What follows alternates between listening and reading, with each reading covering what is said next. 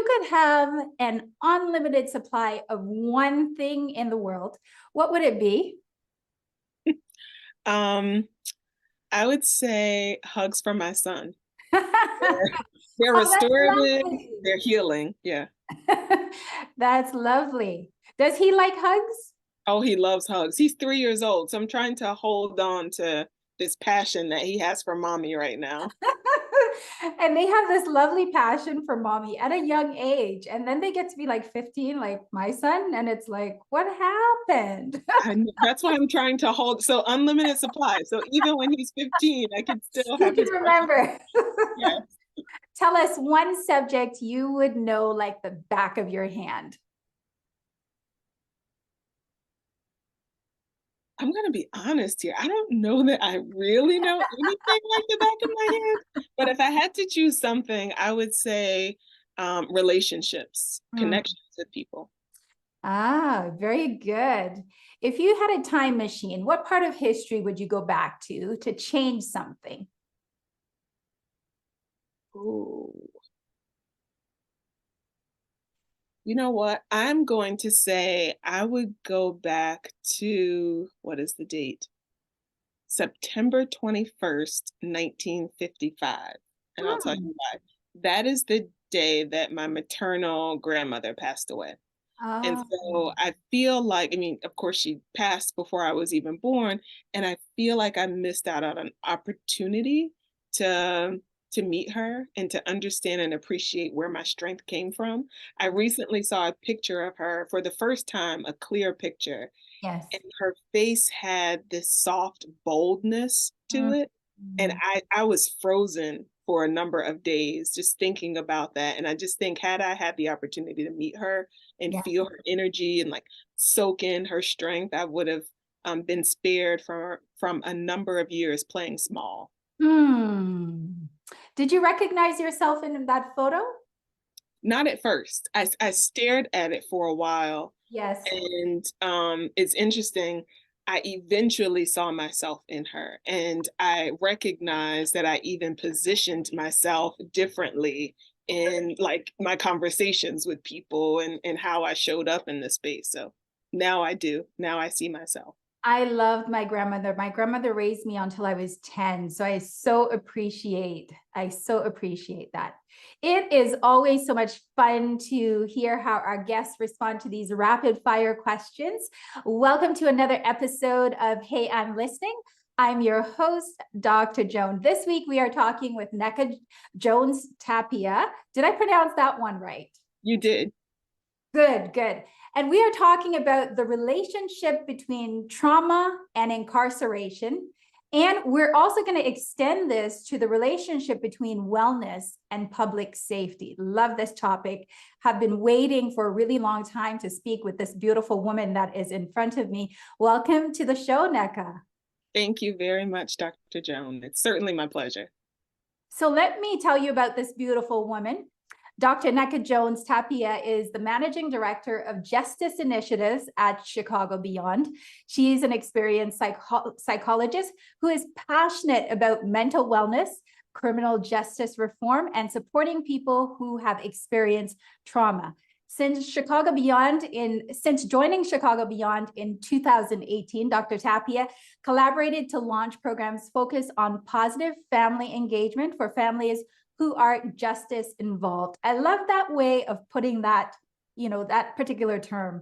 Holistic healing supports within Chicago Public Schools and peer-led healing supports for youth. She is the former warden of Cook County Jail in Chicago, Illinois, one of the largest single-site jails in the county, or in the country, I should say. Under her leadership, Cook County Jail implemented several bold strategies to promote wellness for people incarcerated and staff, including the Mental Health Transition Center, a program that has helped hundreds of people who have been incarcerated to successfully re-enter their families and communities.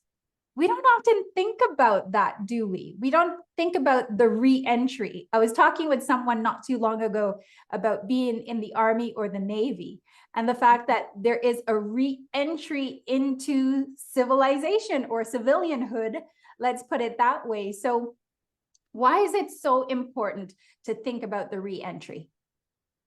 Well, incarceration is all about isolation. You Mm, know, we in this country use it as a tool for every social ill that we have. And it's the probably the most dangerous tool that we could use because it isolates people from themselves, their loved ones, from their communities. And then um, during that period of isolation, they endure significant harm, and we expect them to be able to walk out of the doors and be okay. And so, we have to be more thoughtful about what our remedies to different societal problems are, and how our current system of incarceration only adds to those issues. So, yeah, reentering for multiple reasons. yeah, I love that. And even as you were speaking, I was, trying to vision even a different type of system, you know. So have you thought about that? A different type of system for people who are incarcerated, one that incorporates family and one that incorporates community? Yes, yes. First, I'll say that, we have, well, we lead the world in incarceration, we being the Yes. US. And so Yes. it starts with us really thinking about what individuals or who um, does need to be separated from society. Right. And we have to, I think, reconfigure what that looks like.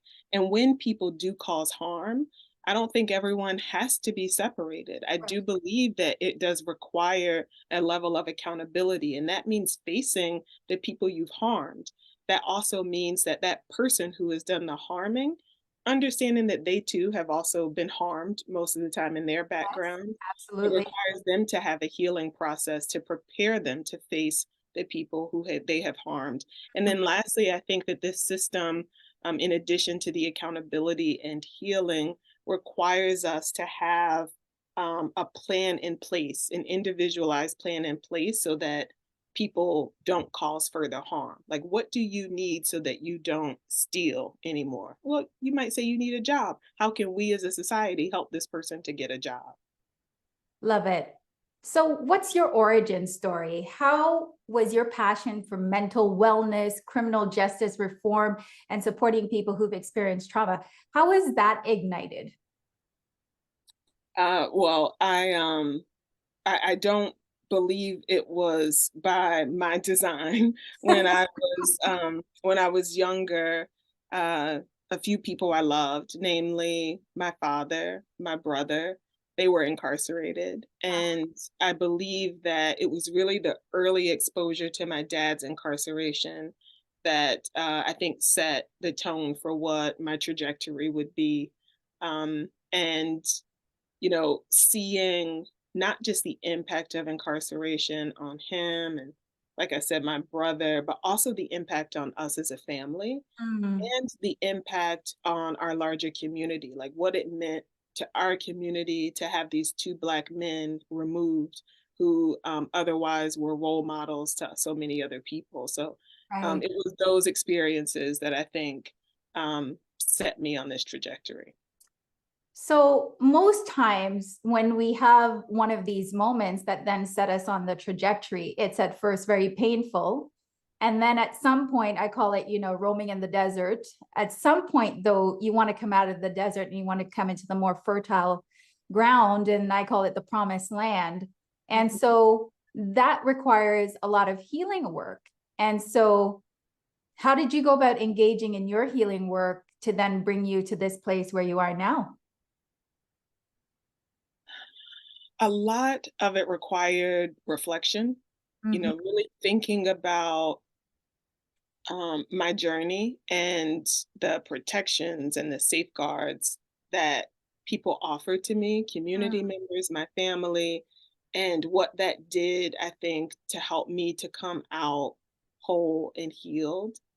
And then, in addition to the reflection, ongoing therapy, understanding the need for me to constantly unpack what those experiences did to me and for me. And then lastly, just like always being connected with people who keep me grounded. Mm. We don't often think of the helpers as the people who also get help. They Right? probably need it the most. Right. Yes. But Yeah. it's a responsible therapist who has a therapist, right? Yeah. And so, I always say to the folks that I help, I have to do this daily. I have to consider the things that impact me, my belief system, my thought processes. I have to take them apart every single day. I have tools to do that. Yes. And I want to give you those tools, but it's going to require the work of every day kind of diving in and making sure that you're assessing yourself in the ways that you should. So Yeah. I want to ask you now, you were the warden and now you're working with families. So you must have had an aha moment as you healed, as you continue your journey of development and reflection. So what was that aha moment that led to the shift from, overseeing the jail to now working with the families who are either impacted by those people who are now involved in the justice system, or you might say you could have gone upstream a little bit before they become even involved in a way, right? So in a way, it seems like you're protecting those who may also go into the same place, but at the same time, you're protecting or helping those who are now experience it and in the middle of it. So what was the Mhm. aha moment? Um, I think there were several. Mhm. So my work actually focuses on reducing trauma and the harm that these systems of incarceration cause on individuals, families, and communities. Mm. And so families is one part of that. And I'll tell you how I started in this journey that kind of led to those aha moments. So, I'm a psychologist, right? And so I was trained to treat the person in front of me. Yes. And for a long time, uh, in my work in correctional institutions, I would focus on the healing journey of the person incarcerated. Yeah. And what I didn't understand at the time was that by only focusing on the healing of that person, I Mm-hmm. was unintentionally sending the message that they were the problem. Mm. And so over the course of my early years, I realized that correctional staff were hurting too.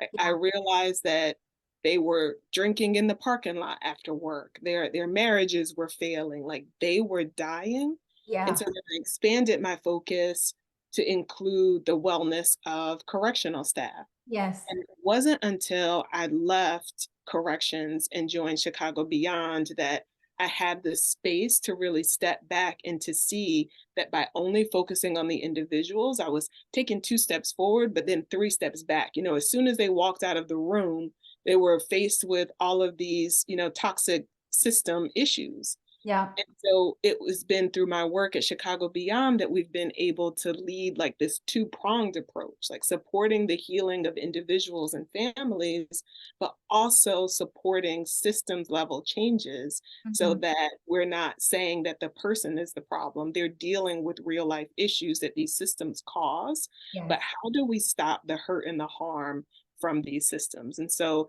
like that's the approach. And one example of the systems change work has been our supportive families. And I'll tell you one thing that we did, and you will see the link for my personal experiences. We worked with one large urban jail to change their visitation practices Mm. so that families can actually go into the facility and have staff who are trained in trauma informed practices greet them as opposed to typical Yeah. controlling, punishing, Yes.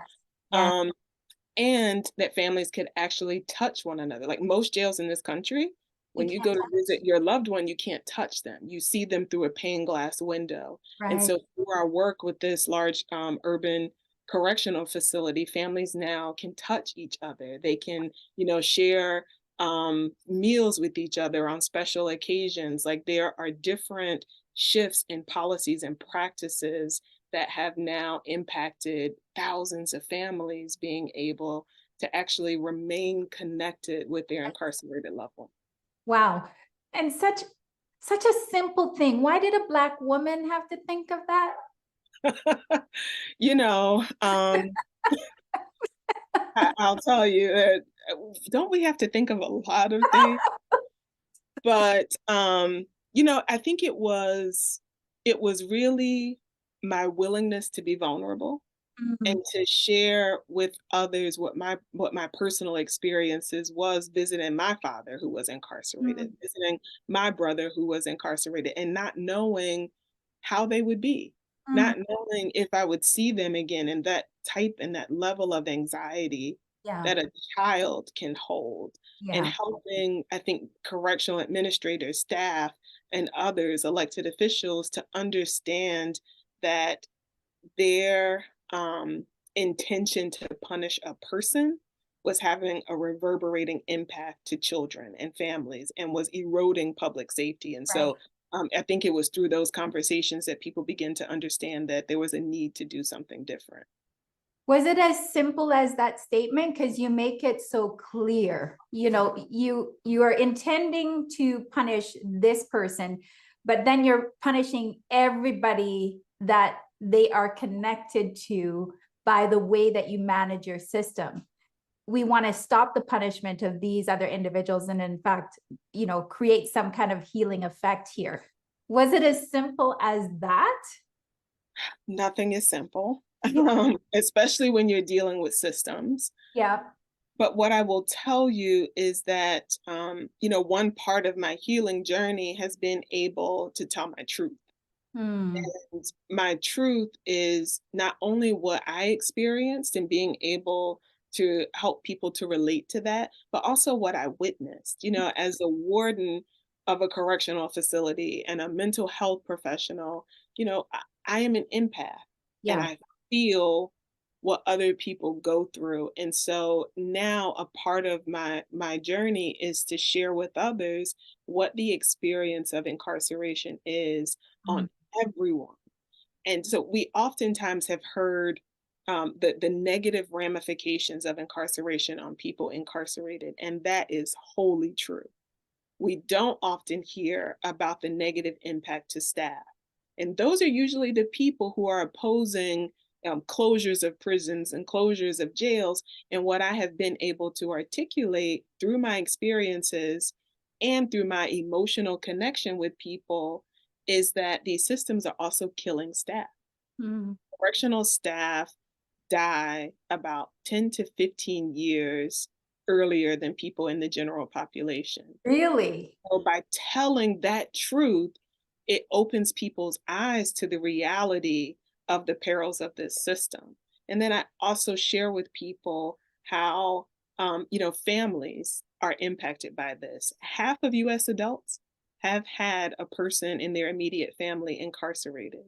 And it also causes life expectancy discrepancies for us who have had family members incarcerated. And so I think just by telling that truth and Yes. by helping people to understand again, like the long term ramifications and like the range of the ramifications, I Yes. think that has helped.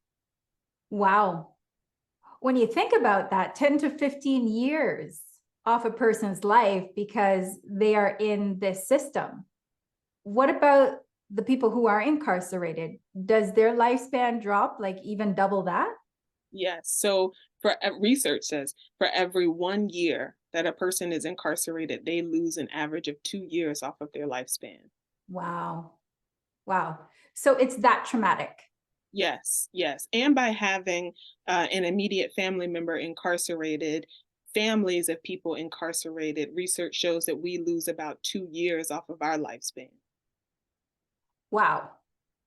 So when you think about the number of Black men in particular that are incarcerated, Mhm. and you think about the massive scale when compared to other populations on which this occurs, then not only is 50% of the population impacted, right? But they're losing for every year that that man is in jail, they're losing 2 years of their lives. Yes, yes. I And mean, that is powerful.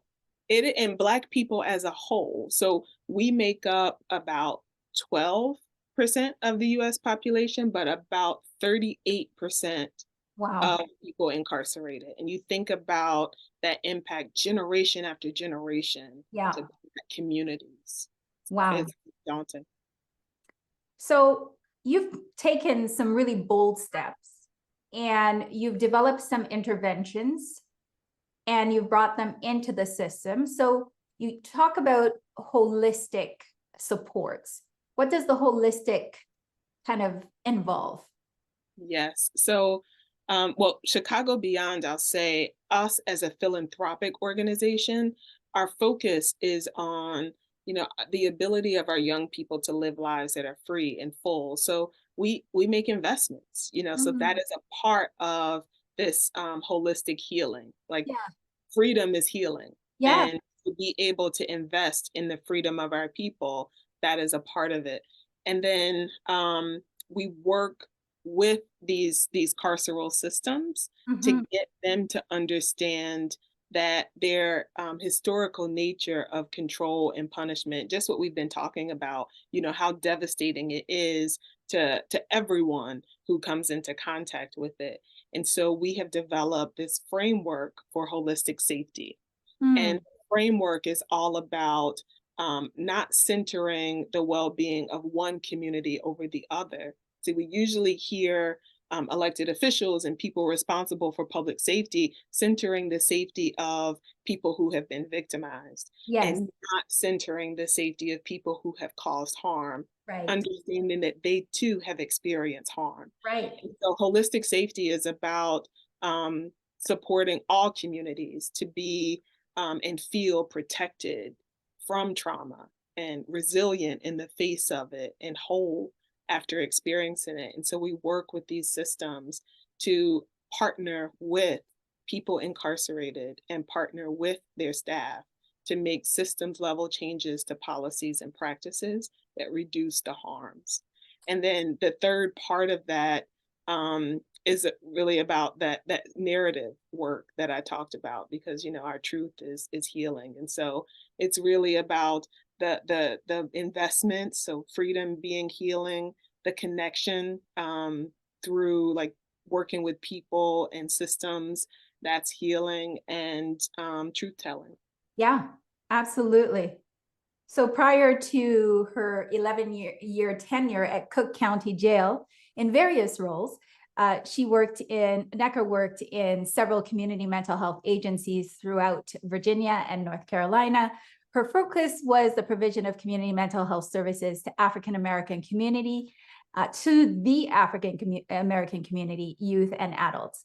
One of the reasons why I wanted Dr. Nneka to be on our show is because myself and a bold team of individuals, we want to start, or we have started, a new kind of messaging. We're calling it the National Healing Journey. We're calling every member of the African diaspora to go on an individual trauma recovery journey. We're calling for every Black community, and incarcerated men and women might be a community, for example. Those touched by violence might be a community. Those touched by microaggression in their workplaces might be a community. Those touched by modern day slavery would be a community. And we're calling them to come together to do their truth telling, to speak their truth, to move through a healing journey. I talk about forgiveness as healing, and do our communal healing work, and then come back into a place of unity with one another. So we're looking at these mushrooms of healing communities that eventually will balloon into one. So I know you have the answer. That's why I reached out to you. I'm like, Dr. Nneka, you have part of the answer to this question that I've been asking. How do we heal the Black nation? So what would you say if you were to frame what you now know and what you want to do? What would your answer be to that question? How do we heal the Black nation? First, let me say I love this idea of this healing journey, this collective healing journey, an individual one. Um, you know, I, I can only answer the question from my perspective, and what I'll tell you is that it starts with education. Mm, Education meaning a firm understanding of who we are and mm, where we come from. mm. I see, you know, so many of our young people who don't have that knowledge, and in turn don't value or show value for themselves or other people. Mm, And it was my own learning journey, which I'm still on, but my own learning journey to understand that my history didn't start with enslavement. right. That helped me to grow into my power and to Wow. step into my boldness and who I am as a person. Like I said, that picture of my grandmother. Yes. Um, and in addition to education, I believe it requires connection. Mm, I talk a lot about connection because connection is healing. yeah. And we live in this society that doesn't really I think emphasize the need for space for us to connect with ourselves. We're Right. like that hustle culture or whatever it is. Yes. And like it's only when we give ourselves the space to understand who we are that we can then connect respectfully and wholly with other people. Like Yeah. being is doing. And when Yeah. we are solid in who we are and our being, Yeah. then we can be solid in our connections with other people and show up for each other as good neighbors. And so, those are the two things that I feel we need in this healing journey. Absolutely. I love your focus on connection. In my book 490, I have a chapter that is called separation, and then I have a chapter that is called disconnection.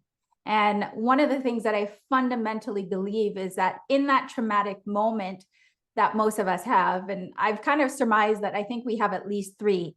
And then there are repeating patterns of the same trauma over and over and over again. But in that moment of trauma, there is a separation that I believe is a separation from self. And then until you come back to that unity with self, you can't unify with anybody else. You can't even empathize with yourself, never mind other people. So it's so essential for that reconnection piece to happen. So for the everyday individual, not even the person who's incarcerated, how do we begin to reconnect with self? Can I tell you what you just spoke about? It made me reflect on my experiences working in corrections, and I promise I will answer your question, but Yeah, had to. absolutely. Go ahead. So it's not normal for us to cage human beings, Yeah. and in order to work in that system, even though I was there to do good, to just be there in that system, I had to disconnect from myself. Mm, I couldn't allow myself to consciously understand that I was working in a system that caged human beings. right. And so for 11 years, I walked through this life disconnected. That was my survival tactic. Wow. And it took me, I'm 5 years removed from working in the system. And I still am going through the process of reconnecting with who I am. Hmm. And that is a daily, minute by minute, hour by hour journey. And so to go back to your question of like how do we connect with ourselves? What does that look like? It looks like space, like Mhm, really giving ourselves space, safe space to mhm. exist. And I had to realize that I didn't have safe spaces where I could be honest. Hmm. And I had to eliminate all of those spaces that didn't allow me to have that vulnerability and that truth. Wow. Because it was then that I got to know who I was. And I'll give you some specific things that I did. I started journaling Yeah. and going back at the end of each week and reading what I was journaling. And Hmm. then I started to get to know myself better. And I started to see different patterns that I had in the ways that I was thinking and the ways that I was responding to Yes. things. The other thing that I did was surround myself with people who would call me out. you Mm, know, and who, like, these are the people who I say kept me grounded and still keep me grounded. My yes, family, my friends, I have a close circle, but they are people I trust yes, to let me know when I'm walking out of my integrity, and to let me know when I might need to take a break when I don't see it myself. And so, like, for me, those are the two things that I have used to get connected. And then the foundation of it all for me is my spirituality. Like, I start my day off with prayer yes, because it's my relationship with a higher power yes, that gives me hope, absolutely. especially seeing the things that we see, you know, on a day-to-day basis. Like, I have to start my day with something inspirational. Absolutely. So when you think about the spiritual enslavement, Mm, right?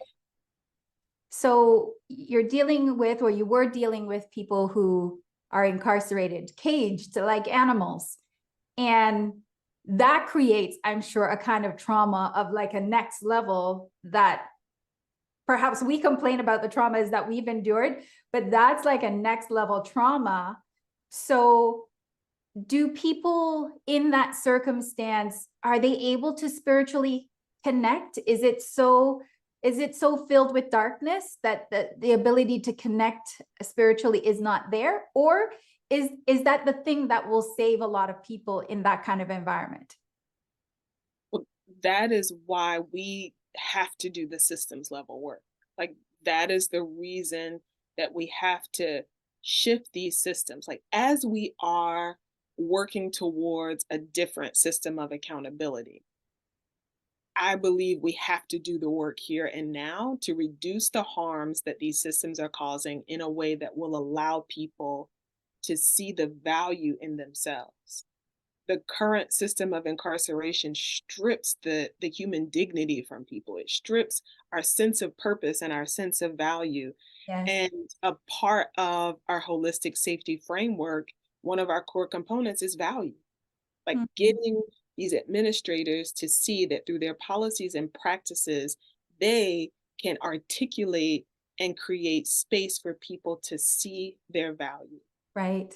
Um, and I, I I do believe that it is difficult to still do that. And so, that is why we get up every day and we do the work that we do. That is why I am saying that I am a person who believes that we need a different system of accountability, but we have to stop the hurt and the harm that's happening now.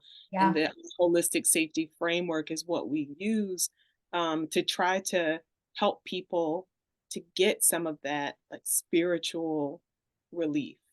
Yeah. So might that mean connecting an individual with, say, somebody who can lead them, mentor them spiritually? And is that currently available in the system? Or is it kind of like the usual religious stuff that is available that has so worked against us to begin with? So tell us what's there that would help a person elevate if they want to, and not stay stuck in this thing that they have done and the belief that I am wrong, there's something wrong with me. There's a multitude of, like, I would say, programs that are available, but I think to bubble it up, one area of our work is eliminating the emotional isolation that Mm, people incarcerated endure. When we are isolated from all that we love yeah, and all that is good, it yeah, is hard for us to fight that spiritual fight, to see our value. And so, for us, a big part of that is, how are we having positive connective tissue to morph between people who are incarcerated, because there is such goodness that exists in many of the men and women who are incarcerated in these right? facilities. And how do we allow them to continue to have that connection with community and with their loved ones? Because like I said, like my part of my spiritual journey is being connected with people to help me see, to mirror for me the goodness that is in me. And right now, our traditional system of incarceration, it takes that away from people. And what we are saying is that in order to support people to be the good people they are, because we're all capable of good and bad things, but in order to support people to more fully show up in their goodness, like we have to give them more opportunities to be around goodness. And Absolutely, right? that is I mean, out, if that's there's ever a beyond. toxic darkness that you could throw a person into, even if they have committed a crime, I think the only time that you might need to be tossed into that kind of system is when you're devoid of empathy and compassion and you have no repentant bone in your body. But otherwise, people make mistakes, even the most grotesque of mistakes, and they can recover from it if we give them an opportunity to, right? Yes. And I can tell you, in my 11 years working in corrections, I have met some people who have been accused of doing some pretty horrific things. And I have never met someone who I felt could not be redeemed. Hmm. Wow, that's powerful. That's powerful. We asked Dr. Nneka to tell us her why. Why is she here? What is this all about? And here's what she had to say. My passion for people drives me to get out of bed each day. I don't believe my story is unique because many people have mastered the ability to turn a crisis into a calling. I just love the way you say things. I do believe it is critical to share my story because we all need inspiration. We all need to meet people who have experiences similar to us and have come out of the ashes, right? That's a beautiful statement. I am fighting for and working towards the freedom of my people, mental, emotional, and physical freedom. I'd also say spiritual freedom as well. Tell us, I think we got to define this term. How do we define trauma if 100% of Black people have experienced trauma? We've had the racism, we've had the enslavement experience that is still in our blood, and our veins and our bones and our hearts and our minds and our spirit. It's still here. So we've experienced intergenerational trauma. The trauma cycles have continued out of that experience. And then there's the normal human way of being. That kind of experience has traumatized us as well. But as a people, 100% of us have been traumatized. So how do we reframe or define trauma for us as a people? That's a great question. I think, the technical term is, because I don't know if everyone in the audience will know, like, when we speak about trauma, in the current sense, we're usually talking about, one event that has occurred that we've experienced it or we witnessed it and we experienced it as threatening.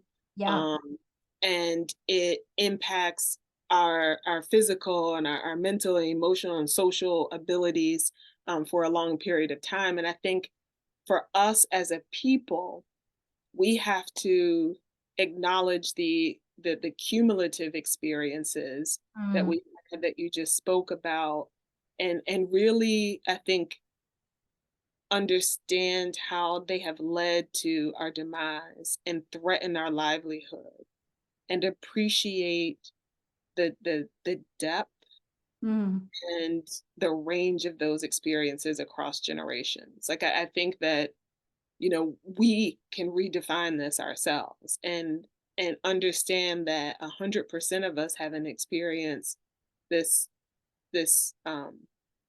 cumulative traumatic livelihood. Like, it requires just what you are pushing us to do, to have an even more comprehensive healing journey, to really, I think, mitigate the impact of the day-to-day, large and small things that we endure. Absolutely.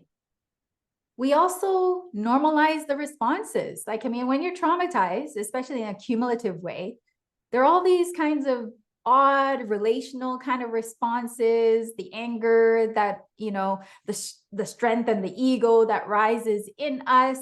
Never mind like all the physical illnesses and all of the mental illnesses that can arise, even incarceration and the desire to be somehow in a cage is part of a traumatic response. And so how do we stop normalizing what we see now as like, okay, and everybody kind of looks at it and goes, okay, so like, how do we stop the normalization of what is really a social kind of response to this traumatic cumulative trauma that we've experienced? I think it goes back to the tools that I said helped me on my healing journey. Education and connection with people to call it out, to connection to help us to stop blaming the individual and to really indict the system and the oppression of the system that results in much of what we see. I And when love I say that, but how do education, we indict the system? Can the system be indicted? oh yes, we have to start talking openly. Like that's the truth and vulnerability. Like Yes. there are many of us who work in these systems and understand um, the, them intimately, yet we don't talk about them. Mm. And not only do we not talk about it, the people who work in these systems are oftentimes ostracized by other people because they are deemed as a part of the system. Well, the reality is we're all a part of the system. Right. Right. And so like how do we create spaces for people who understand these systems to talk about how they um, how they not only I think birth a lot of these traumatic injuries, Yes. but like keep them going. And Mhm. so like, and then how in their experiences do they think we can begin to mitigate it and open up that table for honest conversations for all of us to dialogue about how we disrupt and dismantle these systems. Um, and so like there are people who understand these systems. Are we bringing them to the table? Like that's why in our work with correctional systems, we require them to work with people who are incarcerated and with Mm. staff and systems. Like those are the very people Yeah. who understand the harms that this system causes and how these harms are pervasive. They are also the very people who can help us to begin to think about how do we create different policies and practices that reduce those harms, yet they're not often invited to the table. And so like that's a real life example of how I see us stopping this normalization. So when you think about now the work that you're doing at Chicago Beyond, and when you say Chicago Beyond, is that a geographic beyond? Is it a purpose beyond? Can you define what Chicago Beyond is?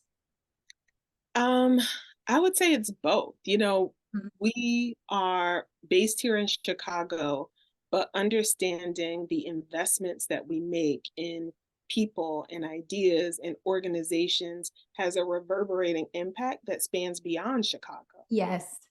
And it gives us, or at least it gives me, Yeah. space to dream about the beyond where we are right now. Like Mm. I said, like we are fighting for our young people to live their lives in this free and full way. And Yes. like, how do we get beyond what's in front of us right now to Yes. actually see and feel and be in freedom? Yes. I love that. I love that. So when you think about the thing you want to get beyond, when you think about where we are right now, what does the picture look like for those of us who might be a little bit sheltered and unaware? What does the picture look like that we need to get beyond? I see economic freedom. Mm. I see the spiritual and mental and emotional freedom that we talked about. Like so Mhm. many people are incarcerated mentally. Yeah. No, not again, like not understanding who we are fully, not understanding the richness that we bring to Yes. this society and to this world. And I think that there is also, a freedom, a social freedom, like the Mm. freedom to be, the freedom to dream, Yeah. to the freedom to do. Yeah. Right. It's amazing when we think about just being, right? Just being who I am. Like my kids and I live in a community that's predominantly white. We think it's going to shift. I know it's going to shift, but in this beginning space, it's so hard for them. Like, Mhm. when you go and you are speaking to people in this kind of area, you're constantly talking about what it's like to just not feel like you in a space where there is predominantly white, because you're constantly looked at and it's like, what are they looking at? I don't understand, right? And sometimes the way the conversations go, you're like, why did that conversation go that way? Yes. If I were going to be talking to a Black person, how are you today? Right. Now, if you come to Dr. Joan, we have a different kind of conversation, but it's like, how are you today and how's life? But like, there's always this, oh, so why do you live here? I've experienced that. what, what made you move here? Well, I moved here because I know there's going to be a whole bunch of Black people here in the future. I don't say that to them. But it's so interesting that just to be is not something that it took me a really long time to just be comfortable in my own skin. And that the place where I became absolutely 100% over the white people and the way that they look is a bunch of us Black people got together in a room and we spoke our truth about what the experience has been like, from microaggression to outright racism to the hostility that you face in work environments, every kind of other thing that there was. Then we went through a forgiveness process together. The most important thing that happened, I think, that day was we all prayed together. And then the next morning, I woke up. I was planning a trip to Ghana. I was gonna, go to my African Mecca, like all of that stuff. And then I woke up and I was like, I'm home, because I was home in here, right? I Yeah. was settled in my being because a bunch of other people got together with me and we were able to talk about it and together decide, you know what, we're going to release all of this stuff that we've taken on that has been given to us, not that we wanted it, but it has been given to us. We've adopted it like it's some kind of second language, and we speak it like it's our first language now. And it's like, why am I not white? Like, can we give up that shit already? Like, Please. and then I woke up that morning. It felt so good to just be me and to just say, I can be. And now I can walk into any room and I'm comfortable in my skin. And I cannot tell you how priceless, absolutely priceless that is, right? Dr. Joan, like that, you just illustrated the connection with self and the connection with others. Like Yes. your ability to be who you are and the experience that you had with other people to say, like, me too. Yes, let's take this mask Right. off. Yes. Yes, Yes. yes, that's healing. Absolutely powerful. So I want to thank you for being with us today. And I know you have so much more that you are going to build. So help us understand, what are you hoping to build, say, over the next 10, 15 years? What legacy are you wanting to leave behind that others can follow in your tracks and then, pioneer into the future? I'm hoping to continue to build a movement for holistic safety, Hmm. one where we value everyone, one where connection is critical, and one where we have the agency that we need to show up as our full selves. And so that is my hope, and that's what I'm working towards. Powerful, just beautiful. I love that God has given you this directive. And, I know we don't ever want to celebrate the pain. I certainly don't want to say there's purpose in pain. It's something I resist for some reason. But I know in the moments before this trauma happens, most people are headed somewhere. And that after the trauma, they have to come back to that place of remembering where they were going in the first place, right? So I think there's some purpose in becoming stronger and overcoming the trauma and then returning to that place where you had already, began the journey. So I congratulate you on, returning to self and then continuing the journey, because transformation is a powerful thing and it's just ongoing, right? It never really comes to a close, but it's a process.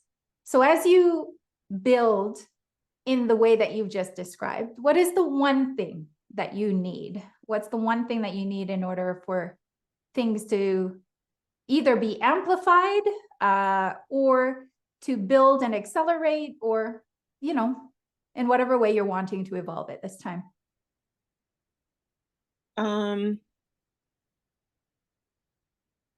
I would say I need the support of everyone to see each other as full human beings.